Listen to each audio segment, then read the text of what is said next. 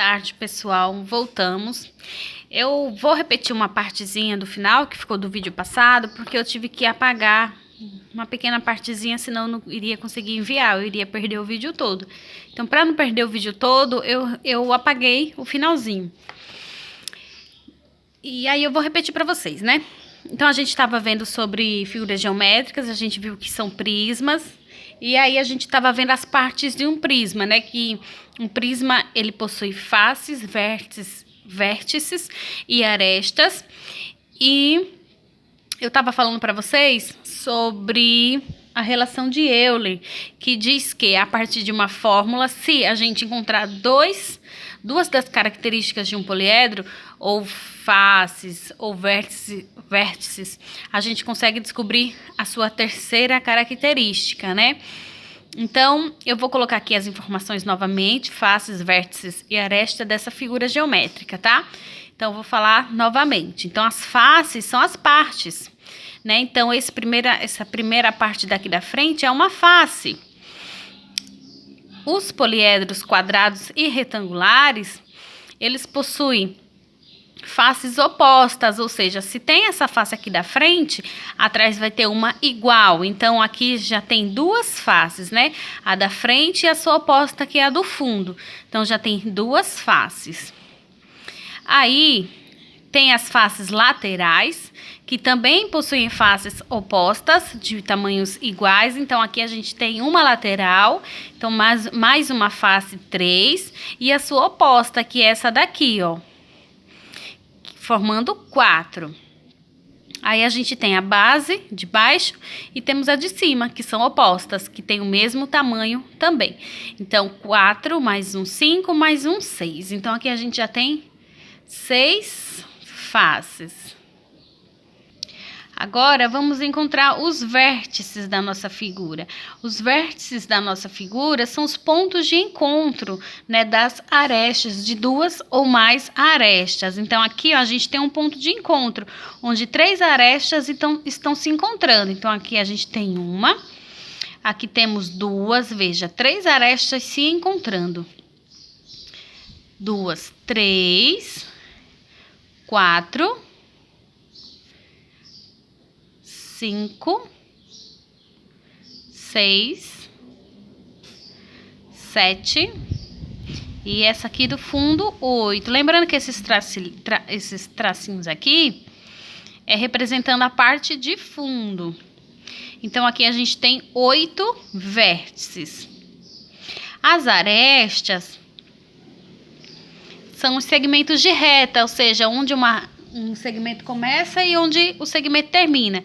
Então, supondo aqui, ó, a gente tem esse segmento aqui de reta, ó, esse daqui, que começa aqui embaixo ou termina aqui embaixo, não importa, e termina aqui em cima, ou começa aqui em cima, não importa a ordem. Então, aqui, ó, a gente já tem uma aresta. Então, cada um desses tracinhos é uma aresta. Então, aqui a gente tem uma, 2, vamos riscar assim, 2, 3, 4, 5, 6, 7, 8, 9, essa de fundo 10, 11 e 12. Tá vendo a importância dos traçalhadozinhos, desses tracinhos? Porque se a gente fizer segmentos de reta normal, fica muito confuso, ó. Tá vendo? Fica tudo muito confuso. E aí a gente não vai saber o que é onde começa, onde termina, fica tudo muito confuso. Por isso que a parte de fundo a gente sempre coloca os tracilhados. Então, aqui a gente tem 12 arestas. Então, nesse poliedro aqui, a gente já encontrou as suas partes. São 6 faces, 8 vértices e 12 arestas. Mas a partir da relação de Euler, só a partir de duas dessas funções, né, 2 partezinhas dessa, a gente já consegue descobrir a terceira através da sua fórmula. E a sua fórmula é esta daqui, ó. F de faces mais V de vértices é igual a A de aresta mais 2. Então, a gente vai substituir. Então, a gente vai localizar lá na nossa figura o que a gente acha mais fácil de localizar. E aí, a gente vai substituir na nossa relaçãozinha aqui. E aí, a gente consegue descobrir a sua terceira informação. Supondo que eu descobri que a minha figura tem 6 faces. Então, vamos supor que eu quero descobrir quantas arestas tem a minha figura. Então, eu fui lá na minha imagem e descobri que ela tem 6 faces. Então, onde o f de faces, eu vou substituir pelo seu valor. Veja, é 6. Digamos que a gente não sabe que aqui é 12, tá? A gente vai descobrir através da fórmula de Euler. Então, faces é equivalente a 6. Então, no lugar de f, a gente vai colocar 6. A gente repete o sinal de mais. E vértices. Quanto que vale as vértices? A gente já descobriu lá que as vértices são 8, olha, aqui. Então, no lugar de V, a gente vai colocar 8. Colocamos, repetimos o sinal de igual. E aí, o A. Quanto que vale o A? O A a gente não sabe. A gente sabe que é 12 porque a gente descobriu lá. Mas supondo que a gente não sabe. Então, a gente repete o A. Porque a gente quer descobrir quanto que vale A. E vamos repetir mais 2. Mais 2. Pronto. Agora, de acordo com as regras da matemática, as incógnitas, o que é incógnita? É uma letra que a gente não sabe quanto que vale e a gente está tentando descobrir quanto que é. Então, nesse caso aqui é a letra A, né? É uma incógnita, a gente não sabe quanto que vale.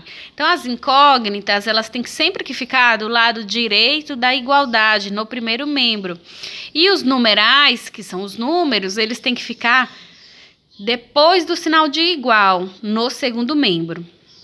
E aí, quando esse numeral ou essa incógnita está do lado errado, a gente coloca ele no lugar certo, a gente transfere, trocando o seu sinal. Então, se ele for mais, vai passar a ser menos. E se ele for menos, passará a ser mais. Então, esse A aqui, ó, vai vir para cá.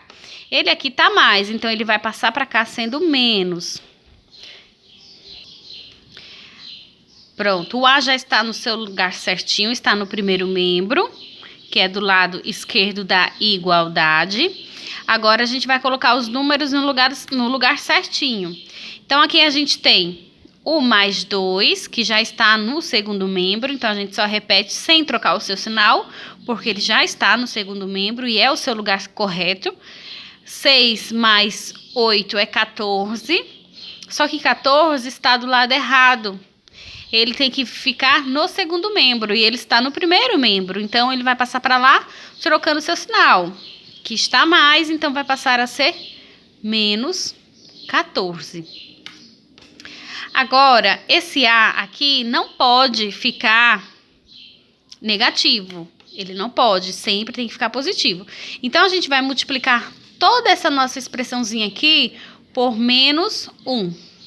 Ou seja, a gente vai inverter o sinal de todo mundo. Quem for negativo vai ser positivo. E quem estiver positivo passará a ser negativo. É só trocar os sinais. Então, o A que está menos vai passar a ser mais.